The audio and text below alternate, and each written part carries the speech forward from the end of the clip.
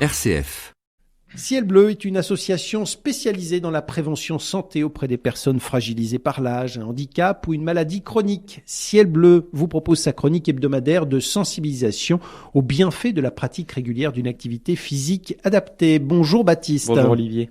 Alors aujourd'hui, vous abordez un sujet qui concerne directement plus de 2,5 millions d'adultes en France tout de même. C'est le nombre de personnes atteintes de bronchopneumopathie chronique obstructive, plus connue sous l'acronyme BPCO. Et vous nous interpellez, Baptiste, sur la nécessité de pratiquer une activité physique régulière, et ce, même lorsque la BPCO nous pousse à faire tout le contraire, finalement. Oui, et pour bien comprendre pourquoi faire de l'activité physique est primordial lorsque nos poumons semblent nous dire le contraire, je vous propose un petit rappel sur ce qu'est la BPCO. Pour faire simple, c'est une obstruction progressive et quasi irréversible des bronches au niveau des poumons. Les bronches, c'est ce que nous permet de bien respirer. Et quand elles sont abîmées, cela se traduit par une gêne respiratoire, mais aussi une fatigue accrue, une réduction de la capacité à réaliser un effort, et cela aboutit malheureusement dans la majorité des cas à une diminution des activités de la vie quotidienne, et notamment des activités physiques.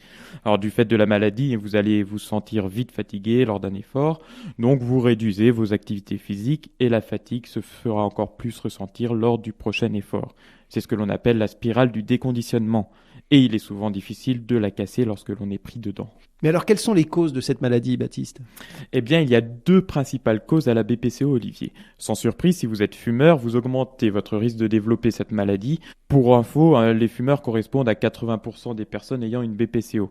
Et la deuxième cause qui y arrive ensuite, c'est l'exposition aux polluants professionnels, domestiques et à la pollution urbaine, qui sont aussi nocifs pour nos poumons. Et comment l'activité physique joue-t-elle un rôle sur la maladie ?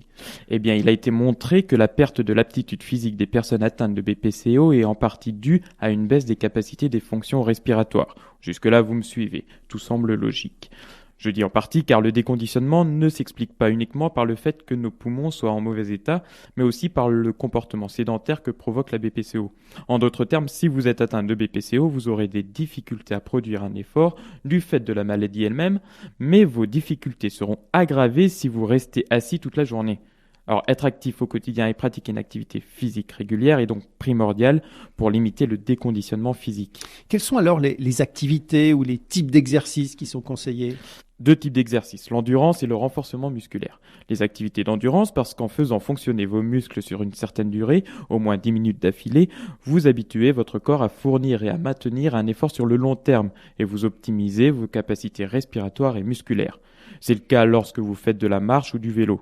L'avantage du vélo est que si marcher représente un effort trop intense, le vélo sur terrain plat vous demandera moins d'efforts et peut-être bien pour commencer.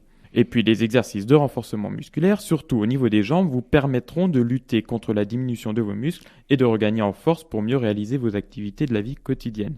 Et un dernier conseil, Olivier, avant de chausser les baskets, n'oubliez pas de passer par la case médecin pour qu'il réalise avec vous un bilan sur vos capacités physiques et les précautions à tenir. Merci beaucoup Baptiste pour tous ces conseils. La Fondation Ciel Bleu vous donne la possibilité de soutenir le développement de la recherche et de l'innovation dans le domaine de la santé par l'activité physique, ainsi que pour améliorer l'accessibilité financière et géographique des programmes développés.